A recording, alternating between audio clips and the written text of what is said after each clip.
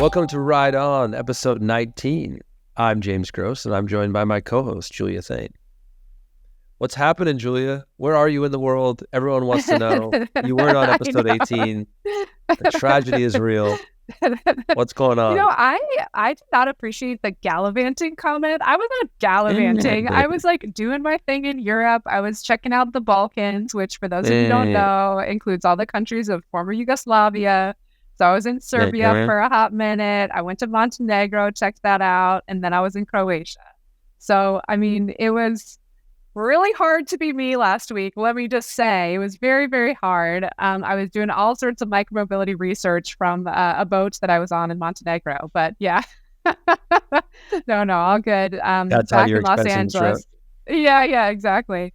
Back in Los Angeles and calling in from there. Where are you, James? What are you doing? Okay. Wow. So you're back home. You're in Cali. You're holding it down for us.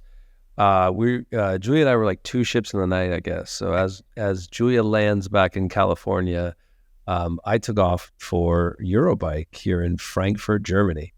And oh boy, are we having experience I will talk about, I'm sure, through the episode. But yeah, I'm out here. I'm back in Europe. So it seems like with Ride On now, there's always just one of us in Europe. I guess that's gonna be our thing going forward. We should make that our thing. You get to be the European correspondent this week. I should have been the European correspondent next week. I don't know, James. I think we should really take a global. Like, I'm happy to be in Latin America, Africa. Fine with me. Like, put me in Southeast Asia, Coach. I think the only thing I'd say is, like, I'm worried the audience doesn't think you're going to show up when you're on these trips. But, like, clearly, I'm committed, always on. Sometimes the talent takes off, and so if I put you in all these places, I'm worried I'm going to be the only co-host.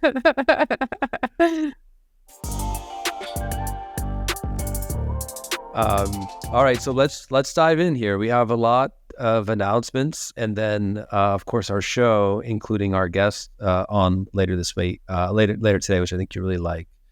So Julia, to start with a couple of announcements, the first one I wanted to do, of course, is our weekly giveaway. And so this week we're giving you electric XP 3.0 with the Elite Bundle package, which is, I mean, who doesn't want the Elite Bundle package? So that's just super great from our friends at Electric. And so the winner of the Electric XP 3.0 is Jason Ritchie. Jason, you've been leaving a lot of comments. You, of course, submitted your email at ridereview.com. And congrats. Thanks for subscribing. Thanks for leaving as many comments as you have and being engaged with us. And you are the new winner of the Electric XP 3.0. As well, for everyone at home that didn't win, it's okay. We're going to do another Electric giveaway next week. So just stay tuned. One more week. This is crazy. Another Electric. Yeah, we love the folks at Electric. They're very kind. Levi and everybody else. Yeah. Levi and crew. Yeah. And then as well, we have the Nui KQ i3 that we're still giving away. So we'll do that for one more week, and we'll announce the winner of that next week, along with, of course, the new Electric giveaway. So great to have all these brands. Just saw Nui actually here at Eurobike, and that's really exciting. So Julia, another announcement I wanted to make was in America, Micromobility America, coming up on October 19th and 20th. We will have our first ever what we're calling the Mobility Innovation Awards that we are doing. So we did the Startup Awards in Europe. I covered it last week. Julia, you're a big part of that, of course, announcing the winners. I think it was a great success. Over 50 startups joined that, pitched, and then we selected categories by, winners by categories, and then an overall winner. We're going to do something similar with the Innovation Awards. That's really going to be, led by our one of our co-founders here at Micromobility Industries, Horace Dediu, and he'll be using a framework around innovation that he's actually kind of world famous for in his time at Harvard Business School to judge the companies that will be entering the Innovation Awards. And it will really be about innovation across all mobility categories. So not just micromobility, but also, of course, how cars are getting safer, how cars are getting more autonomous, how networks are getting faster that allow for different data speeds, and of course, allow us to do so much more mobility. And then even more recently, and Horace is starting to tease this out, of course, what's happening in vision and spatial computing, and of course, the innovations we're seeing from Apple and how that might have a bigger impact on the mobility ecosystem. So if you're a company, basically the only the only rule to qualifying is you have to be at least 10 years old, so you won't be eligible for our startup awards, basically. But if you're a company that's older than 10 years old and you've been making some great strides and innovations in your space around mobility, please enter at micromobility.io if you want to be part of these awards. So, boom, that's another announcement. I know that's a lot. Sorry for all those people that are not going to enter the Mobility Innovation Awards. I had to hear that. But we think it's overall really great, and we want to celebrate these companies at Micromobility America in October. And then, Julia, since you weren't here last week, I really want to get the lowdown on, of course, your experience at Micromobility Europe before we dive in to some of our news. So what did you think? And I want to hear it straight from you, straight from the source. Yeah. I mean, well, James, let's be honest. We always have to have at least 1 to 3 to 17 announcements at the beginning of every episode. So for me, it's just I'm learning as that our viewers are what some of the new and great things are that are happening both within the industry and then within micromobility industries. I have to say, I mean, Micromobility Europe was great. And for so many different reasons. I think a lot of us noticed that the crew that was at Micromobility Europe this year was different than the one that was there last year. We've seen this shift from shared operations towards privately owned vehicles. And that was reflected in the types of folks who showed up to Micromobility Europe this year, and the types of brands that were as part of the expo. I'll say as part of that too, what was really interesting to me is we had like this new and different test track that really like interacted with the rest of the city. And so it was a lot of fun, not just to be on e-bikes, and certainly there were a lot of e-bikes of different kinds, but also to get into some of the small, like compact vehicles. So one of the most fun things that I think I rode the entire time I was at Micromobility Europe was the Microlino, like neighborhood electric vehicle, which is just super cute, sort of vintage looking, and also just runs really, really well. So I think the other thing that I saw at the expo in particular, and just in terms of the brands that showed up, is that the components are really showing up. So there were a number of companies who were both there on the software component side and then also on the hardware component side. There was some innovation around what tires we like, for example. And there were also like a lot of fashion and accessories companies. So again, I think we're seeing the nature of the changing industry manifested in who came to Micromobility Europe. And then, of course, James, this year, the other big, quote unquote, innovation is that we had 3 stages. So you were on the ride stage, Oliver was our host for the startup stage, and I was on the city policy stage. And it was just great to have like 3 times, the content in terms of just what people could get from the startups and the startup pitches, and then from ride stage in terms of the business and tech, and then from city and policy stage in terms of how all of that comes into practice. And I think that was a really enjoyable way for people to get a bit of a taste of how the industry, looks and feels in each of those different categories. And James, I mean, we can't not talk about the best part of Micromobility Europe. So let's see if you and I agree. Like on 3, we should say what was the best part of Micromobility Europe. Are you ready for this? I'm ready. Okay, so 3 after one. Okay, 3, 2, 1. Rave ride. Oh, wow. I'm just trying to win some brownie points there. No brownie points. And we're never doing that again. Oh my God, what a failed experiment. Yeah. Okay, that was awful, James. Like, how many hours of sleep did you get? Being honest, just trying to be honest about my co-host. Game recognizing game. So the rave ride was for sure the most fun thing that happened at Micromobility Europe. I mean, there was an investor dinner, there was a venture dinner, there was an amazing happy hour that was hosted by McKinsey. EIT just did so much throughout the entire conference to really build this ecosystem of people. But I think the rave ride and just the excitement around having hundreds of people out, just like riding through the streets of Amsterdam, led by this UK DJ who was just brilliant. I mean, honestly, James, like I could not wait. I've been telling everybody about it. I showed people the video. Like everybody's like, how do I get this to wherever I live? And in my case, I'm like, I'm ready to do this in SoCal. Let's do Encinitas to LA. Like we're just going to do a long ass rave ride. That was probably more digesting than you wanted for me in terms of like how Micromobility Europe panned out. But because you had your own episode and you got to talk about it, I thought I'd give my 2 cents about how Micromobility Europe went. And just for everybody who wasn't there, please be there next year. It's super fun. And come to Micromobility America in the fall because I think, apart from the Mobility Innovation Awards, which I'm super excited about because my specialty is at micromobility, it's mobility writ large. I think we're going to be able to see a lot of the fun, both for Micromobility Europe and probably actually, James, I'm going to guess you're going to borrow some stuff from Eurobike as well to be up in the Bay Area in the fall. Yeah, 100%. Great recap as always. And yeah, I think the only outstanding question is, was the rave ride the right call, or should it have been ride of a lifetime? Because, I did kind of have... Oh, yeah, true. time of my life out there.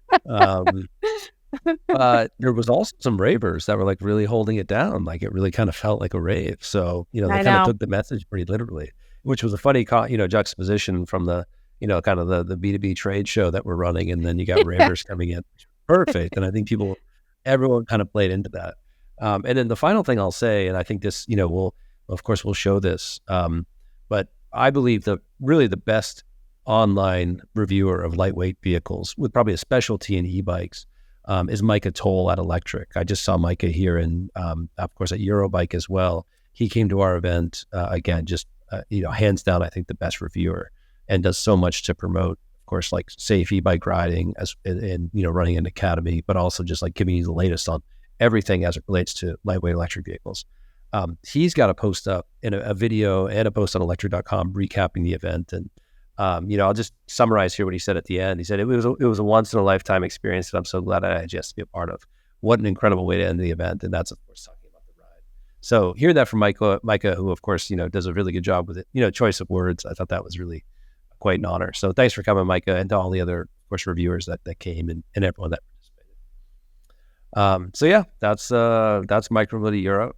Julia, I'm so glad you were there, and let's go. Let's get into the news. What's the latest? I know. What is the latest and greatest? So, James, just sort of bridging our two topics. Micromobility Europe, I had mentioned we had the city and policy stage, which I was personing the whole time we were there. One of the big topics of conversation on the city and policy stage was climate. So a couple of our news stories this week are about climate impacts. And one really interesting thing is that National Geographic has decided to start talking about e-bikes. So they published a piece about how e-bikes are the future of green transportation. One of the things that they did to set up the story, James, is talk about how many e-bikes have been sold in the US compared with electric cars and trucks.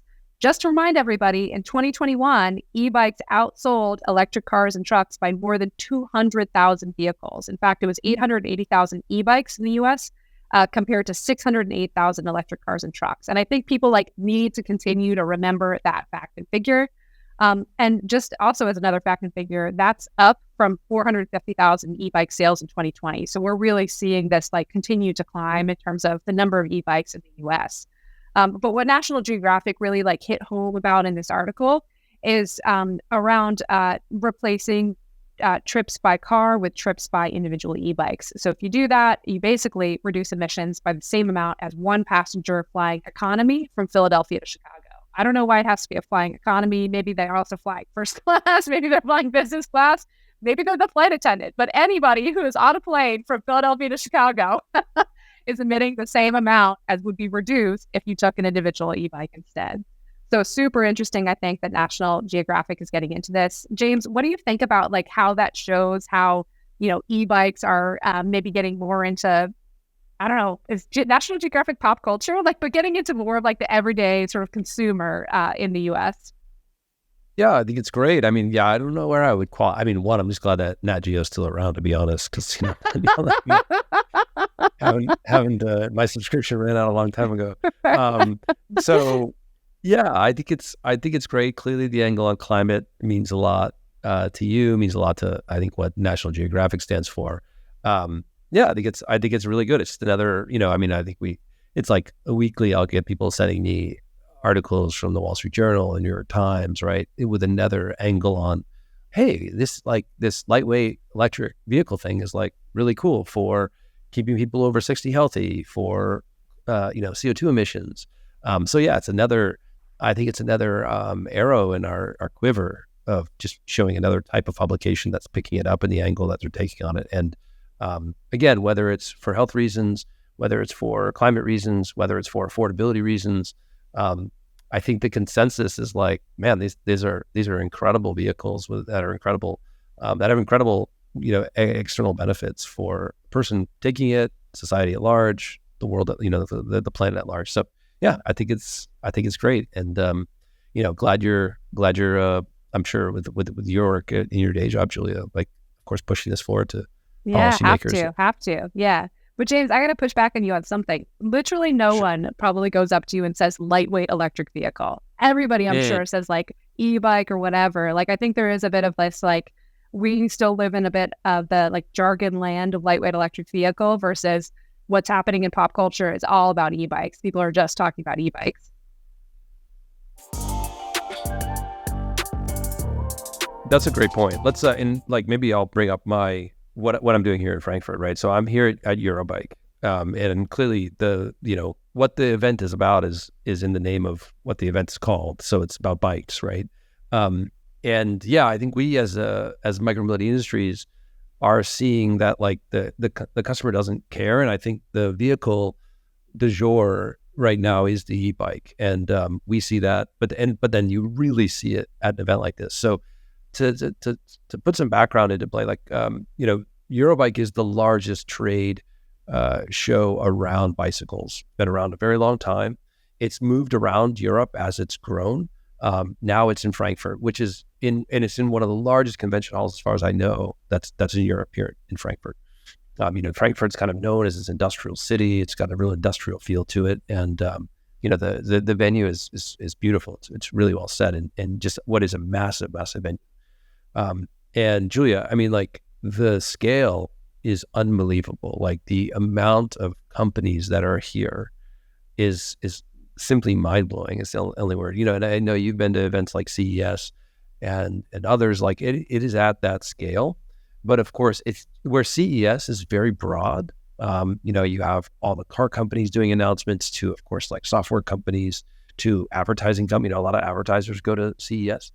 This is really centered around the bicycle. And then the craziest observation I think I've made so far in being here is it's hard to find an acoustic bike. It's hard to find. Interesting, really? Electric. Oh my God. Like it's almost like play the game. Like where's Waldo? And the even more interesting backstory on that is Eurobike for years wanted nothing to do with electric bikes. So they like proactively kept electric bikes out of the expo for years, and only recently kind of finally said like, okay. And I don't know if like, I feel like, when we've tried to really explain the importance of electric vehicles and how it's not about wearing spandex and, taking, but it's also about that. Yeah. It's just like, it's interesting that the incumbent in Eurobike is really benefiting from this shift, even though they quasi fought it in a way, right? And this is this culture that doesn't necessarily like e-bikes, but now they're of course winning, and now the e-bike community comes to Eurobike, and again, it's like it's where's Waldo to find a bike that's not electric. Interesting. Which again, 10 years ago would have been like, what? Eurobike is an electric bike event? Like no one would have seen that coming. So yeah, it's fantastic. It's wild. And as you mentioned, like what we see at our event with componentry, again, you have the entire supply chain, every type of component, every type of drivetrain, every type of brake. And yeah, let me get you to react to that, and then I'll, of course, yeah, no, I mean, because I have reactions. Yeah. I mean, it makes me think of a few things. All right. So one is actually the winner of our startup awards for Micromobility Europe, which was a company called Clip. And what they do is have a clip that turns an acoustic bike into an electric bike. And what, your observation around not being able to find acoustic bikes, James, makes me think of is that we need more companies like Clip. We need more companies that are actively turning acoustic bikes into electric bikes so that you can do either or. And so that also, honestly, we don't get a shit ton of waste because we have a bunch of acoustic bikes that are now no longer being used and only electric bikes being being sold. And, of course, that's my like sustainability life cycle emissions Right. hat coming on, which is not an easy hat to wear. So I don't know what outfit change I'm supposed to do with that. But so can't do a safety vest equivalent. So that's one thing. I mean, I think the other thing that makes me think of, James, is like, what is the breakdown there between passenger bikes and cargo bikes? Like when you're seeing all the e-bikes there, is it mostly passenger bikes or is it a split between the two? Okay, great question. And again, maybe that's where I'll start, not with announcements per se, but like just an observation. Yeah. The level of cargo bike is the only equivalent I could give you, or analogy I'd give you, it's like the SUV market in America, let's say, where there are so many cargo bikes of so many different okay, varieties. So what do we do about cargo? Yes, so like we think the front loading feet concept, and then we think the long tail back concept is like your two cargos in, okay, it's either going to front load or it's going to back load. But the level of like the ecosystem around, okay, well, what are we putting on these frames from like load capacity? Like, what is the back? What is the long tail back holding? What is the front holding? Is like mind blowing. Like I saw the most modular, the most interesting, like snappable, releasable cargo carrying concepts. Like, we think like pannier bags, like that's what you might drape off of a cargo bike alongside, seats, a child seat. But like, no, like this is going so much further to the point where legitimately these are competing, I think, with like SUVs. Like it's like the no excuse to why you wouldn't take the cargo. Yeah. Yeah. I mean, I'm talking front loading where you could put 6 to 8 kids. Could, an e-bike, an SUV really can't. E-bike bus. Yeah. Yes. Or, the carrying for companions like dogs and like the trailers and how the trailers work. It's like mind blowing. And then when you get on the test track and you see all these different, vehicles moving, it's just like, it's a sight to see. And again, I think it's very exciting because in many ways, I think the e-bike market is trending towards the car market, and that like no one buys a sedan anymore. Everyone buys an SUV in America. Sure. And I think that trend is something we're seeing in China and we're seeing other places too. And I think we're sort of seeing that. If you think about, what almost all these companies do are they're debuting new concepts. The debut of new concepts appears to be heavily towards cargo versus a more sedan style. That's so interesting.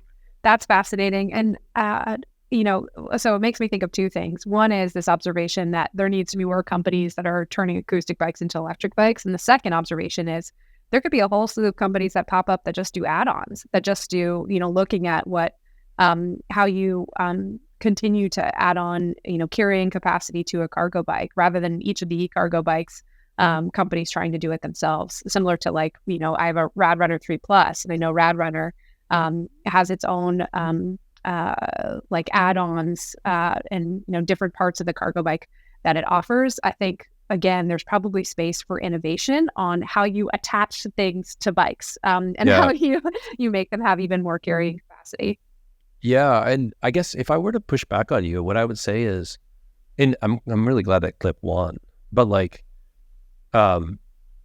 these aren't bikes, like these are like, I really think there's like a first principles approach to like, what are we actually building here? Let me give you another example. I know we've talked about this a little bit on other episodes.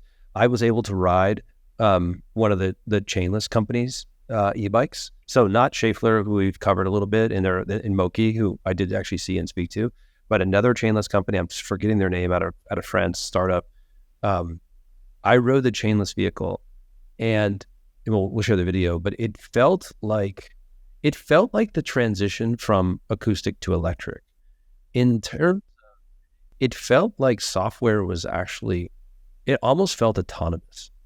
The response to the pedaling, and with the idea, I knew like in my head that there was no chain, was so mind-blowing. Like, what's going on here? Like, how is this actually? And it just like opens up so many concepts of like, now the vehicle doesn't necessarily, I mean, like, we have like kind of standards around chains and derailleurs and like, how long it needs to be. But when you move to a chainless model and the way it feels and like the response to, the idea that this is mostly software, working with the power, the capacity power to move the wheel and everything, and of course work off of the torque of the pedals. Like, it's like, whoa, this is like robotic. This is like, again, like an exoskeleton, like you felt with a e-bike, but now the chain's gone. So yeah, my thought there is, I know you have the sustainability angle, but I think we have to kind of throw the bathwater out here and say, like, what are these things? And I mean, how much do of these we, are... or can we just do both? I mean, can't you just We do can... both?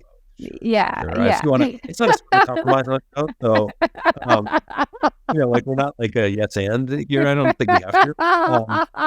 Oh, we aren't? Okay. I'm like, It's the first time just hearing of pile it. up all that over there, because it's just holding us back from Send like it into truly space. Yeah. space. Yeah, exactly.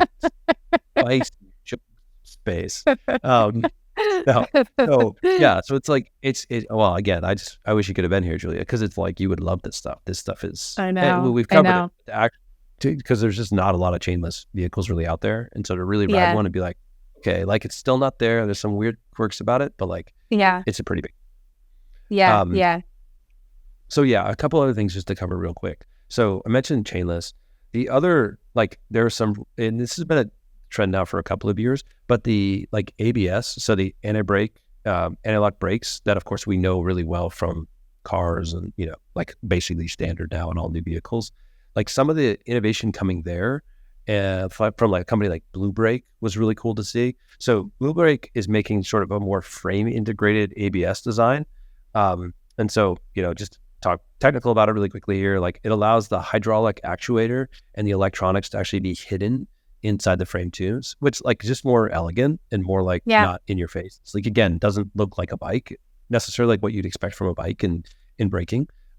And so Blue Brake has got some really cool stuff there. And then of course, like Bosch and there's others that are of course trying to innovate on this. So like, there's a lot going on, of course, in the realm of safety. And then another big theme is just like range extenders. So like, a lot of the work being done in the drive systems is really being done for efficiency. So a lot of I think newer e-bikes, we're going to see ranges of like 100 miles, 150 miles, and even extenders on top of that, which is just really cool. And then another just, kind of, I think, so there's two things I'd want to end on. One is like Bosch, for instance, announced one of their new performance line motors, which is like 600 watts of peak power, and then it only weighs 4.4 pounds. So the other thing you see a ton of is like, sometimes you would look at these things and you're like, where is the motor? Like, where hub or mid drive, or like, these things are getting way small, which is super cool. And again, that's what we know what happened. Similar, batteries you're getting more efficiency, meaning they're lighter or smaller. Same with the motors, which again, just hiding these things, which I think is an awesome thing. Hiding these things, and also maybe making them more accessible as bikes to people who can't carry as much. Yeah, 100%, right? Like, we know these, I know you've talked about that a little bit, that the weight of the vehicle, 100%. And then one final thing I'll say is I just love this vehicle. It's called I have a good photo of Oliver Bruce looking at this vehicle, but it's the Ampri Aero. So startup out of Belgium has made a scooter, but it's a scooter that looks like a mountain bike. And you really have to double take on it, because what you realize is it doesn't have a seat. So it's a stand-up, what looks like a mountain bike without a seat. And it has a 3,000 watt motor that can go like basically up to 50 miles per hour. And when you watch it in the videos, it's just wild, where you're like, it's hard to explain until you see it, but you're like, this is so cool. People are going to totally rip around on these things. But there's no seat. And it's a scooter, but it doesn't look anything like a scooter you've ever seen. It's not your dad or mom's scooter. This is like totally different. So, we'll show a video of that, but I thought that was just like a really cool, just a vehicle that was like, oh, that's a very different take and a cool take. So again, just hats off to all these folks like innovating and making new stuff. And yeah, we got to get you on that one, Julia. I told them, I was like, you got to ship one of these to Cal. Or just have them on the show. Yeah, for sure. And actually, that's a Wait, good question, James. So of the audiences there, you said it's like 30,000 people or whatever. How many of them are women? What would you guess? What percentage? that's a great question. I'd say it's very low on the Yeah. trade side. So the consumer days are coming up. We're in the trade, kind of the business of it right now. I would think it's 75%. Really interesting. Yeah. That would be another thing that I would love to be there for, is trying out some of the vehicles. Because my big like pain in the ass point about a lot of the vehicles is I try to get on them and they're not meant for me. Like I'm not too short. I'm 5'6". Like I'm not even that short, but like I'm too short for the bikes. They're like meant for people who are much taller, or for guys who like might be a bit heavier than I am. And so sometimes even just like the vehicle design is not meant for women yet, or there needs to be like a slightly different tweak to the vehicle design. So I'm very curious also about this like scooter bike combo, whatever we want to talk about it, or whatever we want to call it, and see whether or not it's really meant for everybody. Yeah. Well, on that, Julia, I think that's a great point, and I think it's a real point. And our next guest that we're going to have on here is Alex Olin, who is the general manager of North America for a company called Async e-bikes, and they actually launched their new A1 product at Micromobility Europe. And I guess before inviting Alex up, I'll ask you, because he's not on yet. So let's see what you think. Did you ride the Async vehicle? No, nope, I didn't. Didn't. You Yeah. saw it though. Yeah. Like, is that catering towards you at all? Is that calling your name, or are you like, that's a big, I don't know, masculine looking e-bike that I don't want any part? What? Things are masculine looking. No, I thought it was great. I thought it was great. Well, here's what I'll say. My final point on Eurobike was the American style is all over Eurobike. Like, it's fat tire, the cafe racer, like it's everywhere. So like I Interesting. think America is having, where Europe is so known for the innovations and hardware and drivetrains and everything else as it relates to bikes, like no question, over America. The American style is winning out. Interesting. So just another interesting point. And I'd love for people to maybe debate that, like, because I do think that's very real. But with that, I'll appear Alex, and let's see what he's got for us with Async. All right, so we have Alex on Ride On. Welcome, Alex. How you doing?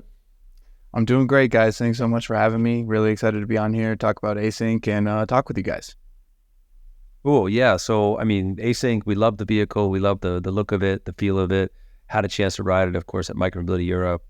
Was very impressed, and we'll want to talk a little bit more about that. But yeah, tell us, of course, like what's the story's coming together pretty quickly with Async, as far as I know. But I'd love to understand the founding story and how you got to today. Sure. Yeah, well, first off, thank you so much for Micromobility in Europe, Amsterdam. It was great. And we're so glad that you also got to test the bike. We got some great footage of you testing the bike too. Some pretty great reactions. But Async, really the story behind this is the founder and a group of his colleagues and friends that work together at Didi Chuxing, which is one of the top Chinese mobility platforms similar to Uber. He was heading the two-wheel division. He built their two-wheel division literally from the ground up with a group of colleagues. But their mission was much more than just that. They were looking to build bikes that people could literally explore any terrain with. Hence the A1. Really, the mission was as little maintenance as possible and as much riding as possible. That's why belt drive, so you don't have to worry about chain, in rear suspension, so you don't have to worry about the elements, aluminum alloy, so you don't have to worry about rust. Everything's waterproof and extremely customized. So a lot of time, blood, sweat, tears, and effort was put into the designs and into the product roadmap.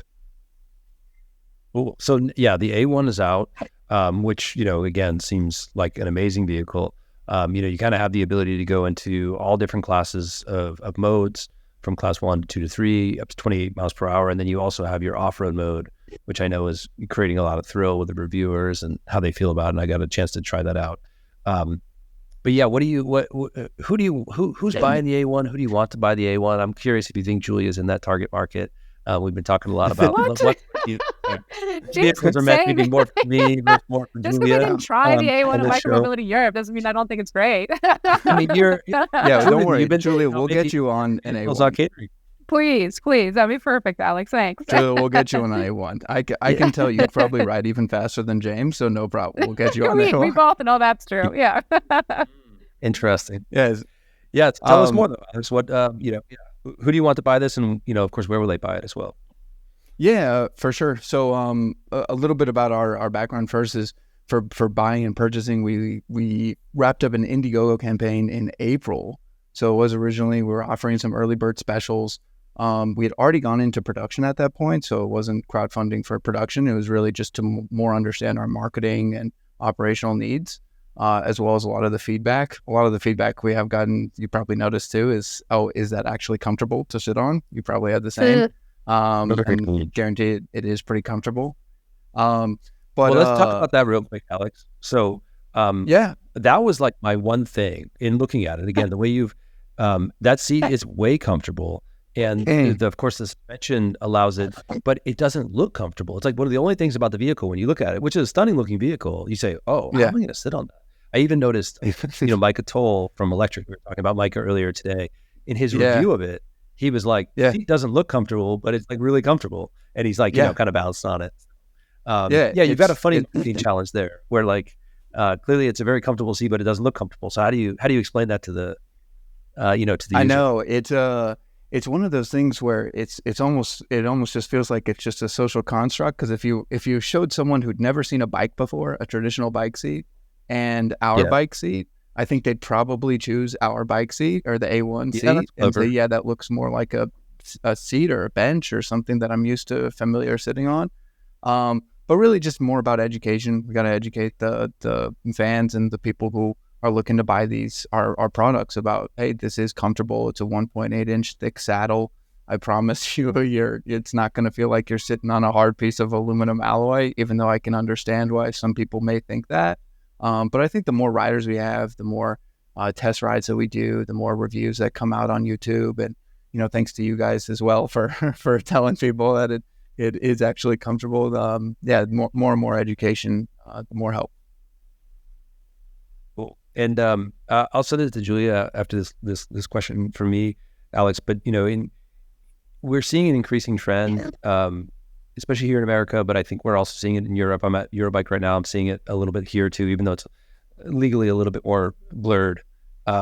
Where clearly your vehicle can fit within the construct of an e-bike in the class system, but you also, of course, can go faster, and in many places you'd want to go faster, and for maybe even for safety reasons to go faster to keep up with the pace of traffic. Do you consider yourself an e-bike company? Are you a moped company? Are you just a vehicle company? I'd be curious how you classify yourself. Oh, that's a great question. Actually, you're at Eurobike, so I can also say that at Eurobike we have another mountain bike model there. In addition to the A1, there's another model that's actually there, so you could go and check that out. That's very much mountain bike, a traditional, more conventional mountain bike with some Async twist. I guess I'll call it that way.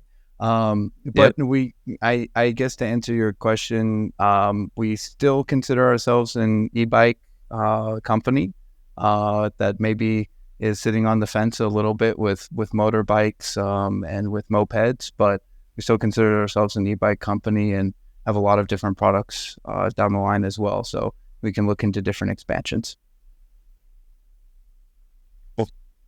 Amazing. Yeah. Well, Alex, I can't wait to try out the A1 and also actually this mountain bike too. Sounds pretty fantastic. Despite what James says about whether or not I'll be able to ride it. So, Alex, a couple of questions that I had for you. I mean, one is a comment first. Like, I love that design brief of like, build me a vehicle that I can ride anywhere. And just like thinking about it from a totally different perspective of like, throw out the window what you think of as a traditional e-bike or a traditional e-moped or whatever. Like, just needs to be something I can ride anywhere. So first question is, where have people been riding? Like, where have you seen that people have been riding? What kind of bike is this? Is this like an urban bike? Is this a rural bike? Like, where have people been riding? Oh, so great question too. This also ties back into the question that James just recently had about sales. People haven't had a ton of opportunity to ride just yet because we have finished up our Indiegogo campaign in April, and now we're just selling live DTC on our website. Those orders are actually being fulfilled in August, so we're literally shipping out and into mass production now. We just produced a lot of them, about 50 to 100. That are going to be shipped out, and then a lot more on the way too from different orders. So haven't had a lot of people haven't had a ton of chance to ride them. James is one of the couple hundred testers that have. Yeah. But really, we expect a lot of outdoor enthusiasts. We've had a lot of outdoor enthusiasts reach out who want to take these for different rides, and also because of its range, a lot of different commuters. I think originally we were thinking more commuters, more of a mature audience would be interested, but now we've seen a lot of interest from different youth as well, especially, and I think that's a great thing about the electric vehicle space, and especially e-bike space, is more and more youth are very into these vehicles and use them as a mode of transportation, especially in the U.S. that could use some improvement on public transportation. So, Right. so People trying to makes give the driver's sense. lessons. Yeah, so I think we'll see a stronger, younger core demographic moving into our riders as Interesting. well. And Alex, when you say youth, what do you mean by youth? Are you thinking like 16 to 18-year-olds or like 12 to 16, or what does that mean? No, we've seen a lot of different high school and college students who have been interested and reached out. Yeah, very interesting. And then the other thing, Alex, with this design brief of like Ride Anywhere and the component parts that you were mentioning, I mean, how hard has this bike been to build? Has it been, easy to put through production? Have there been issues in terms of getting some of those component parts? Like how hard has it been? Oh, that's definitely a grueling process. I mean, that's especially hands down to hands up to our different teams, our design teams, our supply chain teams, everyone our design team is absolutely amazing. And this bike, actually, they won designed by our founder, as well as with his design team. So a lot of time, a lot of effort. Definitely not something that's come easy. And it's also customized. Basically everything you see is customized on it. So it's not just ordering parts and piecing them together. They've spent a lot of time on it. But fortunately, I think it's also been able to move pretty quickly. Moved into production in a little over a year. So from concept to producing. Yeah, interesting. And Alex, do you think that that's gonna? Right now you're leading the industry and using some of these different components. Do you think that's gonna push the industry to change?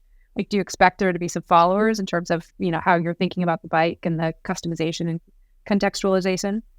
Oh, well, I think there's already some great people different companies and brands that we look up to who do things customized and who are really pushing the envelope in terms of different types of bikes and pushing range and pushing speed. So we're just trying to learn as well, and understand who our customer base is, understand how we can appeal more to different riders and build our brand. Perfect. Well, Alex, that's a good segue into my final question for you, and then I'll turn it back over to James to close us out. But Alex, you mentioned there are other brands that you all look up to. So if you had to choose one, if you had to choose an e-bike you were going to ride that's not your own, that's not an A1, what would you choose? Oh, wow. That's a really tough question. There's so many. I really can't limit it down to just one. I mean, there's so many different types of very cool bikes out there. Obviously, sorry. Just give us promiscuous. Yeah. No. Yeah. Well, we were just coming from Amsterdam, right? So, no, there's a ton of different brands that we really like. I mean, obviously, Cake was there, and we heard a lot of great compliments about how ours looks similar, feels similar to Cake, and we take that as a great compliment. Super 73 a lot was out for the Rave Ride and spoke with some of those guys and loved the community building that they've done. We saw Onyx recently in Long Beach for a different expo, and think what they've done is great too, and love what they're marketing and their bikes. So a lot of different, there's so many others out there too that, you could name who do great things, branding and just have great bikes or otherwise. Very cool. Well, Alex, such a pleasure to have you on. And James, I know you're going to close us out.